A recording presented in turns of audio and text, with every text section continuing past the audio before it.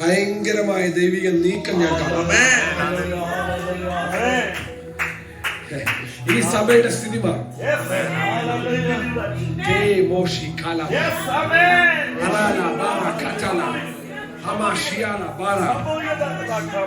ശ്രദ്ധിക്കണേ, ദാവീദിനെ സഹായിക്കണം.